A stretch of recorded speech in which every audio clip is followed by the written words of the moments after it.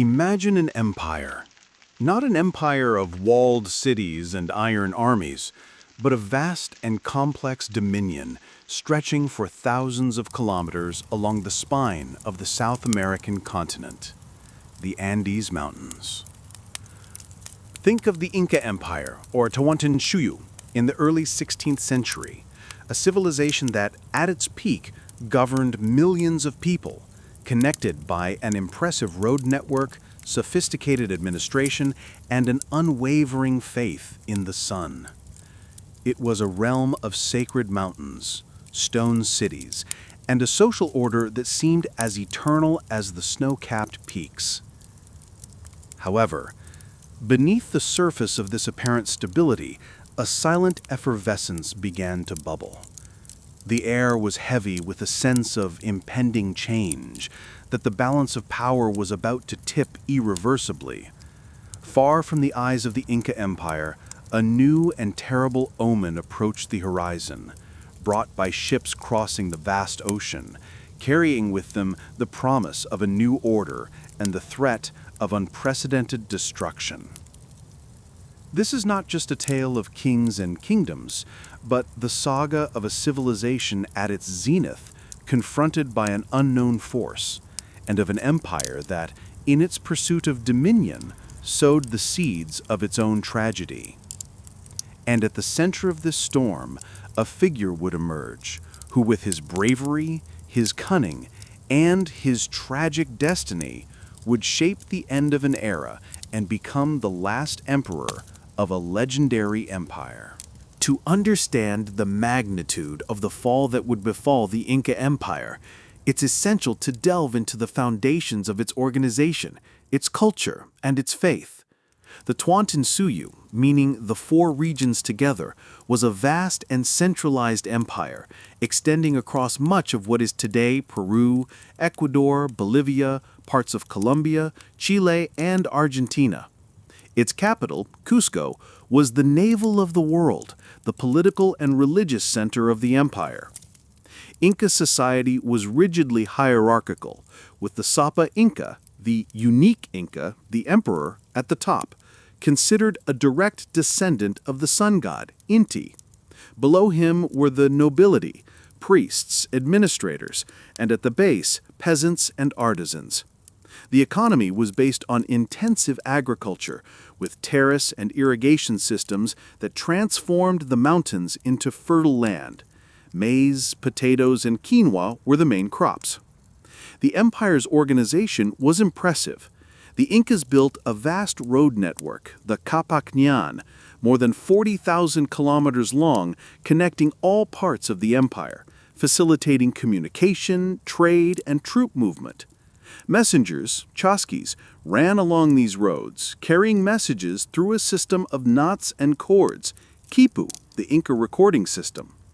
Inca society was rigidly hierarchical, with the Sapa Inca, the unique Inca, the emperor, at the top, considered a direct descendant of the sun god, Inti.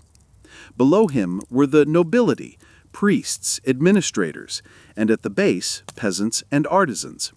The economy was based on intensive agriculture, with terrace and irrigation systems that transformed the mountains into fertile land. Maize, potatoes, and quinoa were the main crops. The Sapa Inca had absolute power, but the empire's structure was extremely organized and centralized. However, the Inca Empire, despite its grandeur, possessed some vulnerabilities.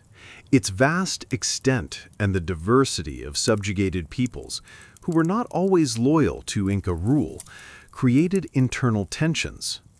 The lack of an alphabetic writing system and the dependence on the quipu for records limited large-scale communication. But the greatest vulnerability would come from a threat they could never foresee. In the early 16th century, at the height of its power, the Inca Empire was torn apart by a devastating civil war, a fratricidal conflict that would weaken the empire at the most critical moment in its history. The civil war erupted after the death of the Sapa Inca Huayna Capac in 1527 and his designated heir Ninan Cuyochi. both victims of an epidemic, likely smallpox brought by Europeans even before their direct arrival. The death of Huayna Capac without a clear successor paved the way for a brutal struggle for the throne between his two most prominent sons, Huáscar and Atahualpa. Huáscar, the older and legitimate son, was the traditional heir and had been named Sapa Inca in Cusco, the empire's capital. Atahualpa, on the other hand, was a younger son, but a talented and charismatic general who had accompanied his father on campaigns in the empire's north, in the region of Quito, present-day Ecuador. The Inca civil war between Huáscar and Atahualpa was a bloody and prolonged conflict, lasting several years. Both sides gathered vast armies and fought with ferocity. Battles were brutal, with massive losses for both sides. The empire, which had been unified under the Sapa Inca's authority, was now divided into two rival factions, each seeking total control. Atahualpa, with his military genius and the loyalty of his experienced generals, managed to defeat Huáscar's forces in a series of decisive battles. He was a shrewd strategist, capable of maneuvering his troops and surprising his enemies. Huáscar, in turn, was a less experienced and less charismatic leader, and his forces were gradually weakened. The Inca Civil War was not just a dispute for the throne. It was a conflict that divided the empire, exhausted its resources, and undermined its unity. It created a climate of distrust and rivalry that would be exploited by the approaching invaders. Atahualpa's victory over Huáscar, though a personal triumph, left the empire weakened and vulnerable, setting the stage for the tragedy that would befall the Tawantinsuyu. It was against this backdrop of an empire in convulsion, where civil war was tearing apart the Tawantinsuyu and the omen of conquest approached, that sometime around 1500, the exact date is uncertain, Atahualpa was born. His origin is somewhat controversial, but he was the son of Sapa Inca Huayna Capac, and probably a princess from Quito, which linked him to the northern lands of the empire. His childhood was spent mainly in Quito, where he grew up away from the imperial court of Cusco. This distance from the capital and his connection to the northern provinces would shape his personality and worldview. He was a prince who knew the realities of the empire's borders and the diversity of its peoples. Atahualpa was known for his intelligence, cunning, and military skill. He accompanied his father, Huayna Capac, on military campaigns in the north, learning the arts of war and leadership. He was a talented general, with a deep understanding of Inca military tactics and the logistics of campaigning in mountainous terrain. His bravery and ability to inspire loyalty in his soldiers were evident from an early age. His relationship with his father, Huayna Capac, was one of great affection and respect. Huayna Capac recognized Atahualpa's talent and favored him, which generated resentment in his brother Huáscar, the legitimate heir in Cusco. This rivalry between the brothers, which would intensify after their father's death, would be the seed of the civil war that would tear the empire apart. His northern origin and military education differentiated him from his brother Huáscar, who was more connected to the traditions of Cusco and court life. Atahualpa was a more pragmatic leader and a more experienced warrior, qualities that would be crucial in his struggle for the throne. The stage was set for the emergence of a leader who, through his bravery, cunning, and tragic destiny, would become the last Inca emperor. While the Inca Empire was being torn apart by the civil war between Huáscar and Atahualpa, signs and prophecies began to emerge, announcing an imminent change and an unknown threat approaching the horizon. For the Incas, who lived in a world where nature and the gods were intrinsically linked, these omens were seen as divine messages, warnings of an approaching destiny. One of the most notable omens was the appearance of a comet in the sky, which was interpreted as a sign of misfortune and change. Other signs included the vision of a giant bird flying over Cusco, the roar of a lion, an animal unknown in America, and the occurrence of unusual earthquakes and floods. Inca priests, who were the interpreters of divine signs, were concerned about these omens, which announced the arrival of a new era and the end of the established order. The most terrifying of the prophecies was that white, bearded men would come from the sea in floating houses and bring with them the destruction of the empire.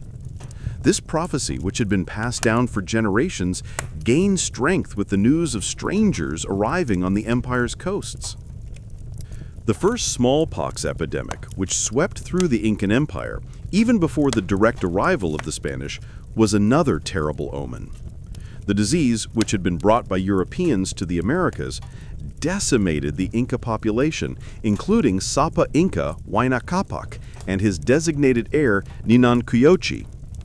Smallpox, a disease unknown to the Incas, was interpreted as divine punishment and a sign of the arrival of a new and terrible force.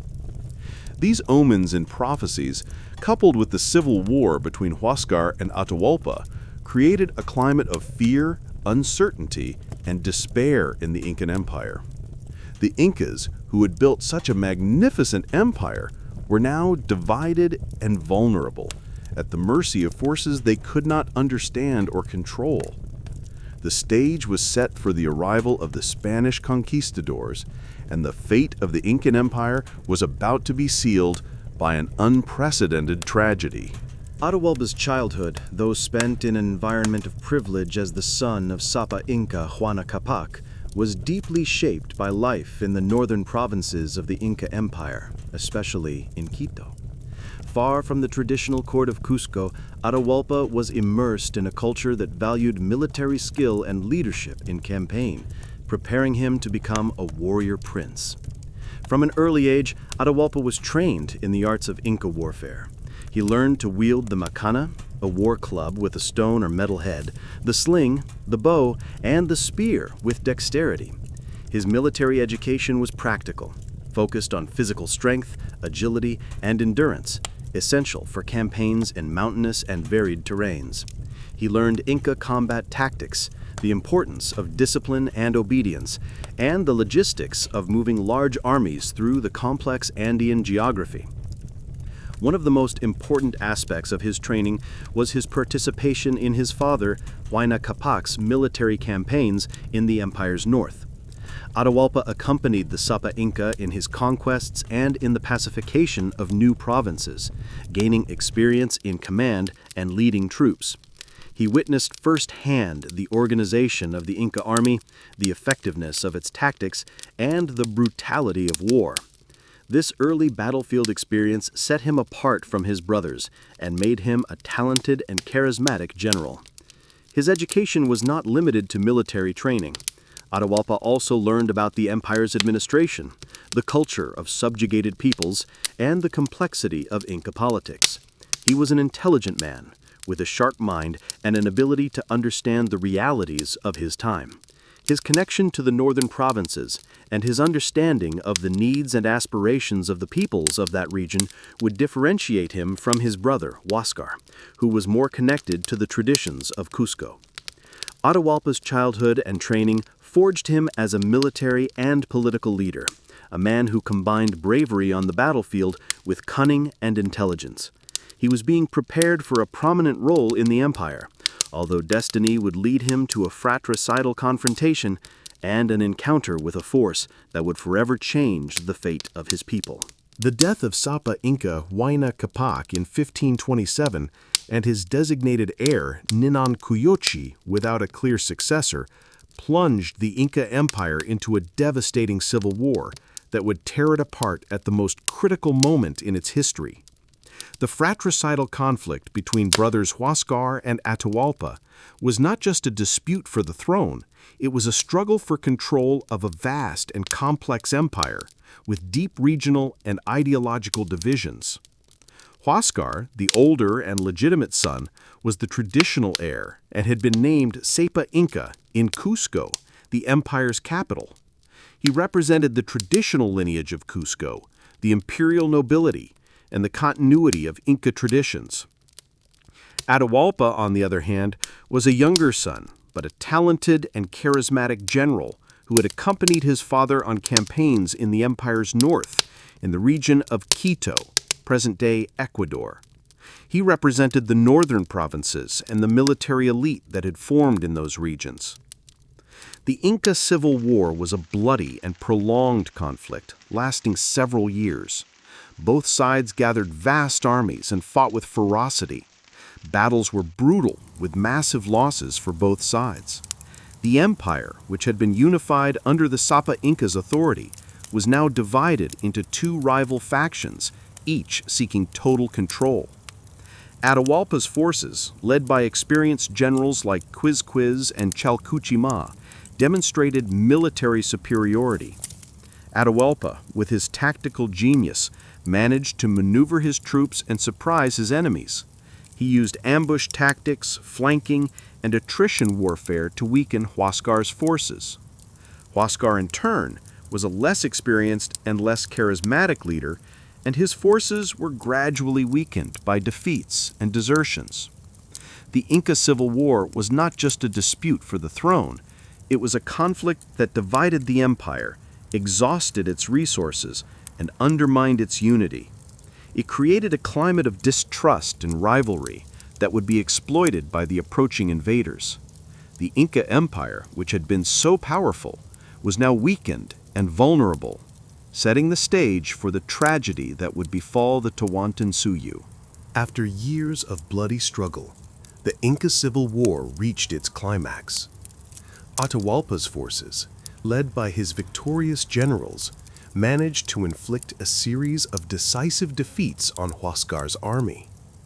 The final and overwhelming victory occurred at the Battle of Chimborazo, or Cotabamba, where Atahualpa's forces crushed Huáscar's army.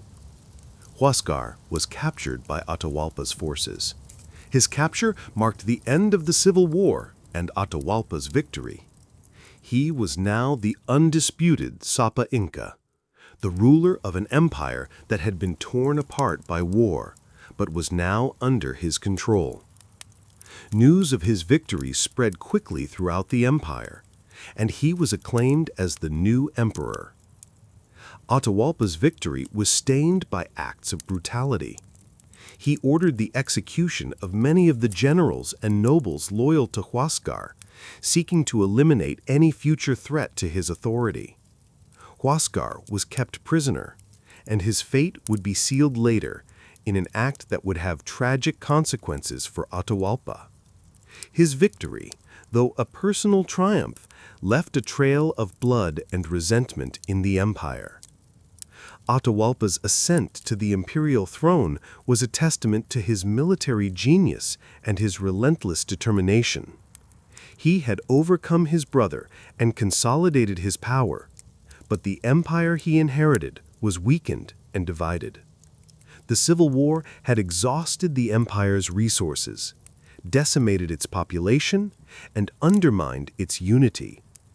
His victory, though glorious, was a prelude to the tragedy that was approaching. Atahualpa was now the Sapa Inca, the ruler of a vast and powerful empire. However, he did not know that a new and terrible threat was approaching the horizon, a threat that would come from the sea and would forever change the fate of his people. His reign, which had begun with victory over his brother, would end with a confrontation with a force he could not comprehend. After his decisive victory over Huáscar and the capture of his brother, Atahualpa dedicated himself to consolidating his power as the Sapa Inca.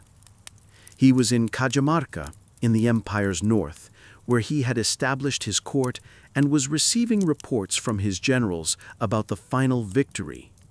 His priority was to restore order, pacify the provinces, and eliminate any trace of opposition to his authority. Atahualpa, with his intelligence and political shrewdness, began to reorganize the empire's administration. He appointed new governors for the provinces, consolidated control over trade routes, and secured the loyalty of local chiefs. He also sought to restore faith in the Sapa Inca as the descendant of the sun, performing rituals and ceremonies to legitimize his rule. However, his consolidation of power was marked by acts of brutality.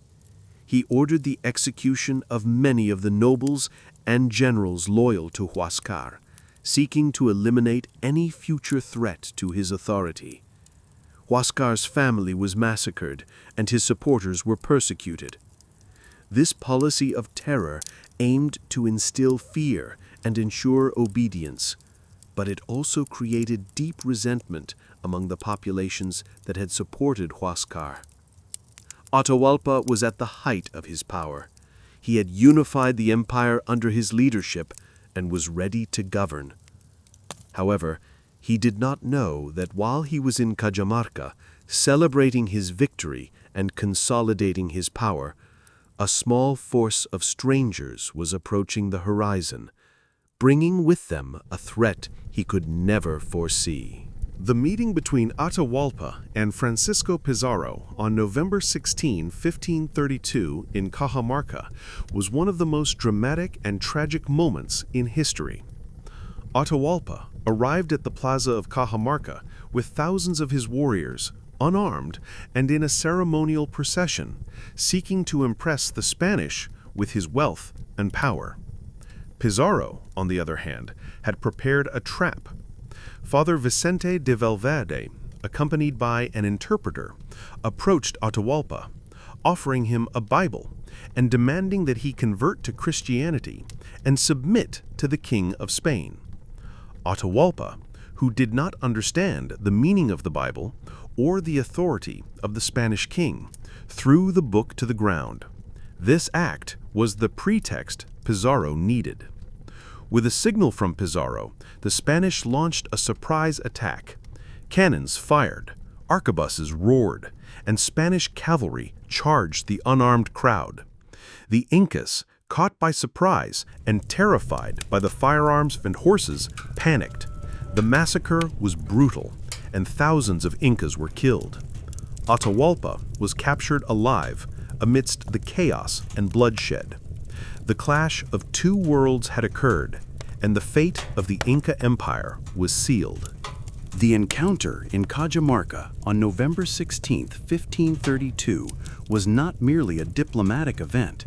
It was a carefully orchestrated ambush by Francisco Pizarro, an act of betrayal that would seal the fate of the Inca Empire. Atahualpa, at the height of his glory after his Civil War victory, arrived at the plaza of Cajamarca with a pomp and confidence that bordered on naivety.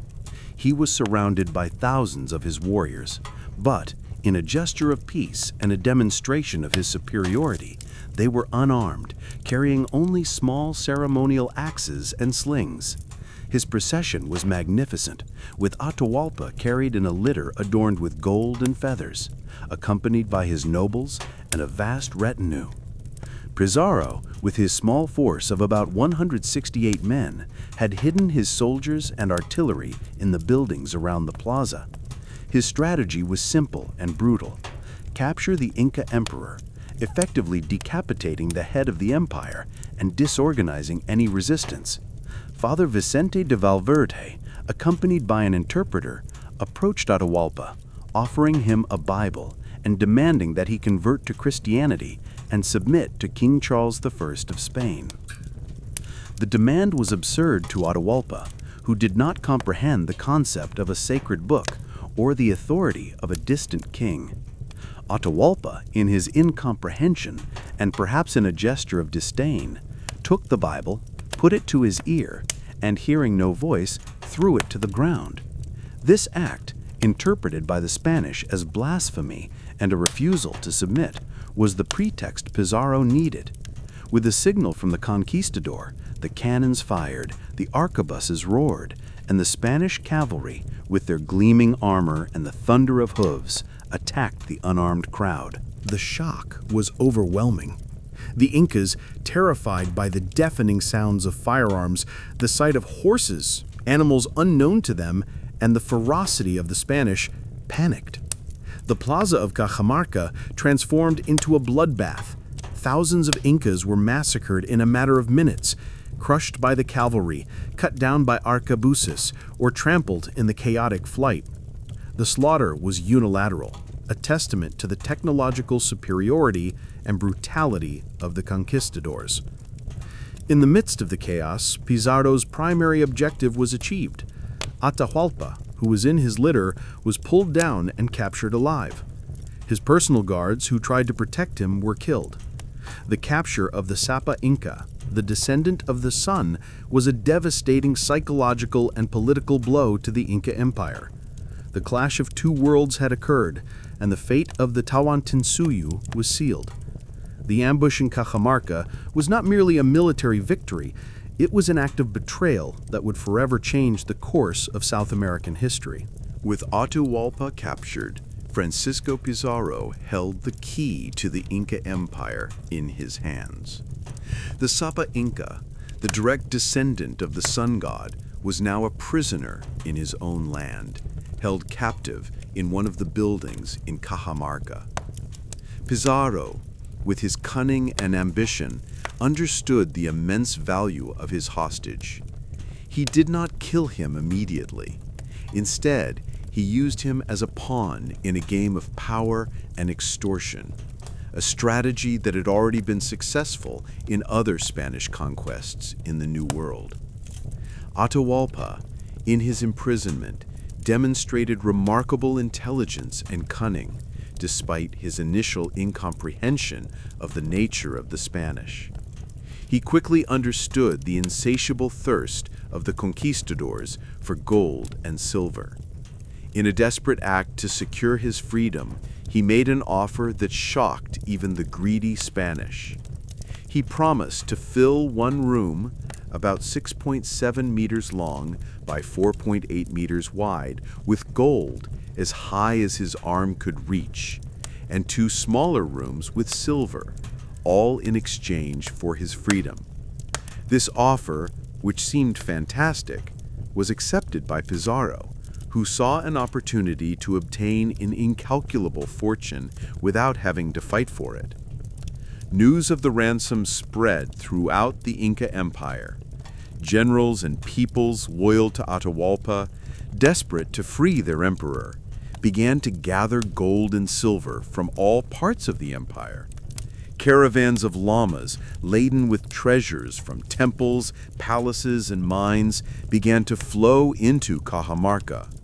The gold and silver accumulated in the ransom room, a testament to the vast wealth of the Inca Empire and the devotion of its people to the Sapa Inca. Priceless artifacts, works of art representing centuries of Inca culture, were melted into bars to be handed over to the Spanish. With the ransom room filled with gold and silver and Huáscar dead, Francisco Pizarro and his men faced a dilemma: what to do with Atahualpa. His release, as promised, was unthinkable, as he represented an existential threat to the Spanish conquest. His living presence could inspire a mass rebellion and jeopardize all the riches the Spanish had accumulated. However, killing him without a legal pretext could incur the wrath of the Spanish crown, which had forbidden the assassination of monarchs without a formal trial.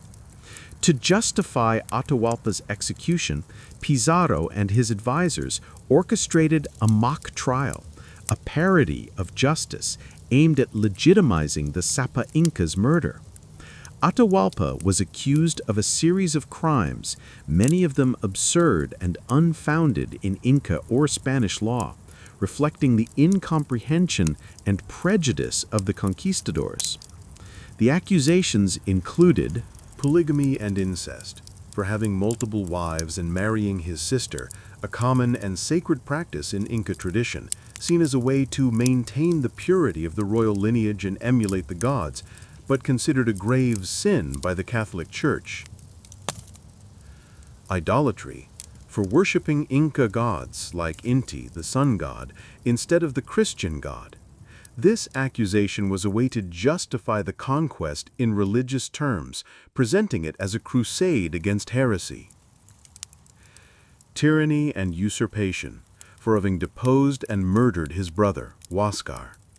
This accusation was ironic, given that the Spanish themselves had benefited from the Civil War and were now judging Atahualpa for his actions in that conflict. Rebellion against the Spanish crown, for not submitting to King Charles I of Spain. This was an absurd accusation, as Atahualpa had no knowledge of the Spanish king's existence or his authority over the Inca Empire. Conspiracy against the Spanish, for allegedly planning an attack against the conquistadors. This accusation, though based on rumors and Spanish fears, had no concrete evidence and was used to justify the need for his elimination. The trial was conducted by an improvised court composed of Spanish individuals, many of whom were illiterate and had no knowledge of Inca culture, laws, or language. Witnesses were often Atahualpa's enemies or Incas seeking Spanish favor. Atahualpa, who did not understand the Spanish legal process and was unable to adequately defend himself, was condemned. Despite protests from some Spanish, such as Hernando de Soto, who argued that Atahualpa should be sent to Spain to be tried by the crown, Pizarro was determined to eliminate him. Atahualpa's condemnation was an act of political convenience, a way to justify the murder of a monarch and consolidate the conquest. The farce of justice in Cajamarca was a testament to the cruelty, hypocrisy, and greed of the conquistadors, who, in the name of faith and king, committed acts of barbarism that would forever stain the legacy of the conquest. With Atahualpa's condemnation sealed by a farcical trial, Francisco Pizarro and his men were ready to execute the Sapa Inca. The decision to kill him was motivated by fear of an Inca rebellion and the need to eliminate any threat to the Spanish conquest. Atahualpa's execution on July 26, 1533 in Cajamarca was one of the darkest and most tragic moments in the history of the conquest of Peru. Initially, Atahualpa was condemned to be burned alive, a terrible punishment for the Incas who believed in the preservation of the body for the afterlife and feared that the destruction of the body would prevent the soul from achieving eternal rest. However, at the last moment, Atahualpa agreed to convert to Christianity and be baptized, receiving the name Francisco. In return, his sentence was commuted to the garrote, a method of strangulation that was considered a more honorable form of execution by the Spanish, as it did not shed blood and allowed for the preservation of the body. The execution took place in the plaza of Cajamarca, the same spot where he had been captured. Atahualpa was tied to a post and strangled with the garrote. His death was quick but brutal, an ignominious end for the last emperor of a glorious empire. His death was a shock to the Incas, who saw their leader, the descendant of the sun, executed by strangers. The event was a collective trauma that would echo for generations, symbolizing the destruction of their world. Atahualpa's execution was a devastating psychological and political blow to the Inca Empire. With the head of the empire decapitated, Inca resistance became disorganized. Although some Inca generals, like Quizques and Rumiñahui, continued to fight bravely against the Spanish, Atahualpa's death marked the effective end of the Inca Empire. The Tawantinsuyu, which had been torn apart by civil war, was now at the mercy of the Spanish conquistadors. Atahualpa's execution is one of the most controversial events in the conquest of Peru. It is seen as an act of betrayal, cruelty, and injustice on the part of the Spanish. It symbolizes the brutality of the conquest and the destruction of a civilization. Atahualpa's death was not just the end of a man, it was the end of an era. the end of an empire and the beginning of a new chapter in the history of South America, a chapter of domination, colonization, and resistance. With Atahualpa dead and the Inca Empire disorganized, Francisco Pizarro and his men marched to Cusco, the empire's capital, the navel of the world.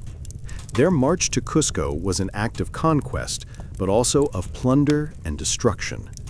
The city, which had been the political and religious center of the empire, was now at the mercy of the Spanish conquistadors. The Spanish entered Cusco in 1533, finding a city of immense wealth. The temples, palaces, and homes of the Inca nobles were filled with gold, silver, and jewels. The conquistadors sacked the city, melting down gold and silver artifacts into bars to be sent to Spain. The destruction of Inca art and culture was immense, with priceless objects being transformed into currency. The beauty and complexity of Inca goldwork were lost forever, reduced to mere metal for the Spanish treasury. Pizarro tried to maintain a facade of legitimacy, appointing a new Sapa Inca, Manco Inca Yupanqui, a brother of Huáscar and Atahualpa, as a puppet ruler. He hoped to use Manco Inca to control the population and legitimize Spanish rule. However, Manco Inca soon realized he was merely an instrument in the hands of the Spanish and led a major rebellion against them in 1536. The siege of Cusco by Manco Inca was long and bloody, one of the greatest Inca attempts to resist the conquest. Thousands of Inca warriors, led by Manco Inca, surrounded the city, attempting to expel the Spanish. Fighting was fierce, with both sides suffering heavy losses.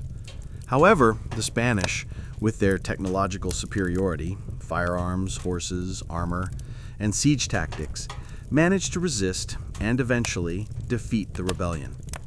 Manco Inca was forced to retreat to Vilcabamba, a remote fortress in the mountains, where he established a neo-Inca state which would resist for a few more decades, keeping the flame of resistance alive.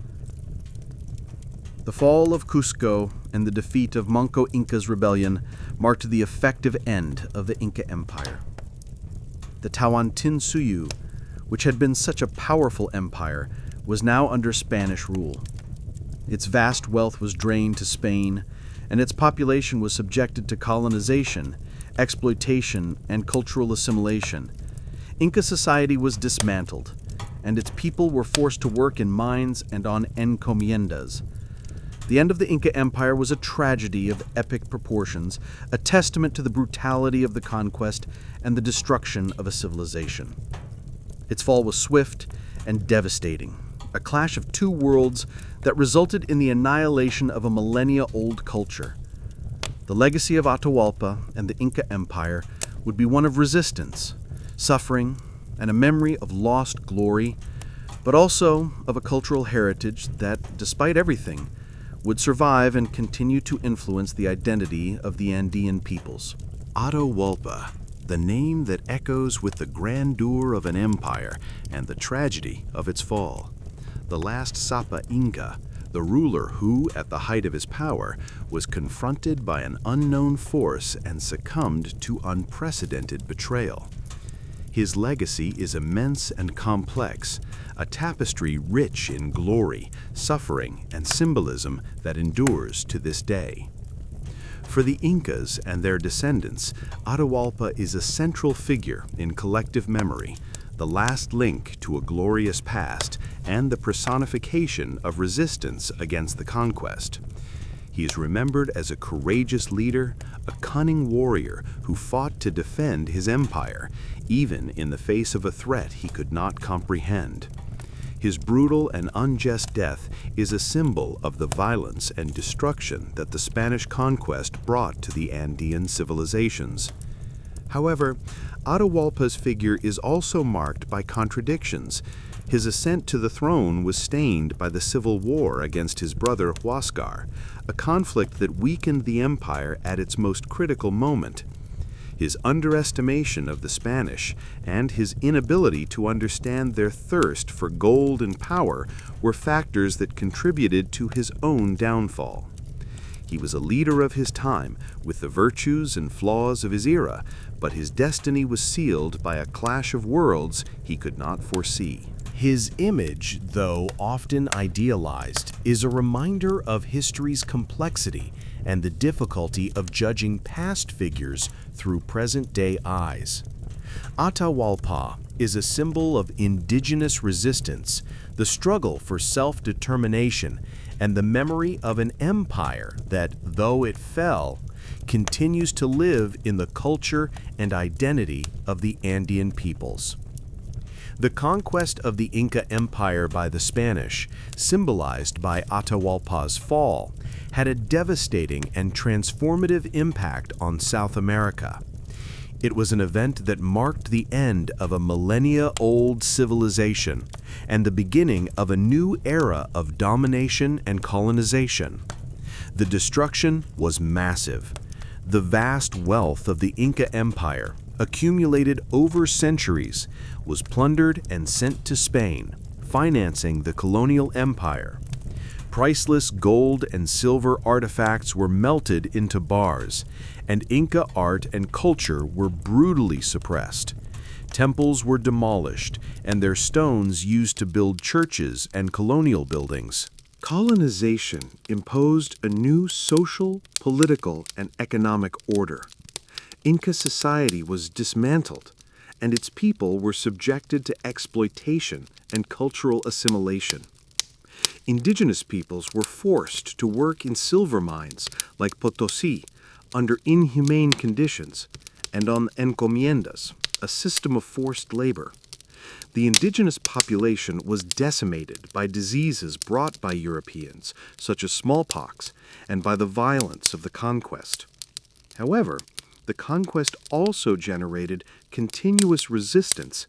Manco Inca's rebellion and the Neo-Inca state of Vilcabamba were examples of the Inca struggle to resist Spanish rule. Inca culture and traditions, though suppressed, survived clandestinely and continued to influence the identity of the Andean peoples. Their language, Quechua, is still spoken by millions of people today. The impact of the conquest was complex and long-lasting. It shaped the history of South America, creating a mixed-race society and a hybrid culture. Its memory is a reminder of the consequences of colonization and the importance of preserving the cultures and identities of indigenous peoples. Despite Atahualpa's fall and the Spanish conquest, the memory of the Inca Empire and its grandeur remained alive in the culture and identity of the Andean peoples. The Tawantinsuyu was not just an empire, it was a civilization that left a lasting legacy of tradition, resistance, and a sense of identity that transcends centuries. Inca tradition continues to be celebrated in rituals, festivals, and cultural manifestations in the Andean region. The Quechua language, traditional clothing, music, dance, and religious beliefs are elements that keep the empire's memory alive. The descendants of the Incas, though subjected to colonization, preserved their traditions and passed them down from generation to generation. Resistance to Spanish domination, which began with Manco Inca and continued for centuries, is a fundamental part of the Inca legacy. Indigenous revolts, struggles for land and rights, and the pursuit of autonomy are reflections of the persistence of Inca identity and their refusal to be completely assimilated. The figure of Atahualpa and other Inca leaders has become a symbol of this resistance. The memory of the Inca Empire has also influenced the identity of Andean nations. Peru, Bolivia, and Ecuador, in particular, recognize the Inca legacy as a fundamental part of their history and culture. Inca monuments, such as Machu Picchu and Sacsayhuaman, are national symbols and attract millions of visitors who seek to connect with the grandeur of a lost civilization. The legacy of the Inca Empire is a testament to human resilience and the capacity of a culture to survive and flourish even in the face of adversity. The memory of Atahualpa and his empire is a reminder of the importance of valuing and preserving the cultures of indigenous peoples and of learning from the lessons of the past. Atahualpa, the last Sapa Inca, the ruler who witnessed the end of an era and the clash of two worlds. His life was an epic saga of power, tragedy, and resistance, a testament to a leader's strength in a time of crisis. He taught us that an empire's greatness can be ephemeral, but that a people's spirit and the memory of their culture can endure for centuries. His story is an invitation to reflect on the price of conquest, the complexity of history, and the importance of valuing cultural diversity. Latin America, transformed by the conquest, would embark on a new chapter of its history, facing the challenges of colonization, independence, and the construction of new nations.